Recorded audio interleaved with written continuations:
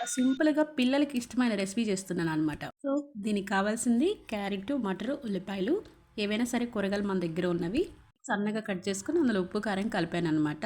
So, ఇలా రోటీ మనం మందంగా చేసేసుకోవాలి. పతలాగా కాకుండా నేను చూపించిన విధంగా అయితే కొంచెం మందంగా చేసేసి మనం కట్ చేసి పెట్టుకున్న కూరగాయలన్నీ కొంచెం లైట్‌గా రోటీ మొత్తం 2 వైపులా కాలిన తర్వాత దీన్ని సిమ్‌లో పెట్టేసి ఒక 10 నిమిషాల వరకు మనము సిమ్‌లోనే పెట్టేసి ఇలా చీజ్ మొత్తం దానిపైన చల్లి మూత పెట్టి ఒక 10 నిమిషాలు కనుక రోటీని ఇలా చేస్తే సేమ్ పిజ్జా తిన్నట్టే అనిపిస్తుందనమాట. సూపర్ ఉంటుంది. మీరు కూడా తప్పకుండా ట్రై చేసి లైక్ చేసి సబ్స్క్రైబ్ చేసి షేర్ చేయండి. పిల్లలు ఎంతో ఇష్టంగా తినే పిజ్జా లాంటి మిక్స్డ్ రోటీ అండ్ రోల్ ఎలాగైనా సరే మనం దీన్ని కూర లేకుండా రోటీ ఇలా చేసిస్తే పిల్లలకి చాలా బాగుంటుంది. మా పిల్లలు తినేసి వెళ్ళారు. మరి నా కోసం అని చెప్పేసి నేను కూడా చేసుకొని మీకోసమని వీడియో పెట్టాను అనమాట. చాలా బాగుంది. పిజ్జా తిన్నట్టే అనిపిస్తుంది.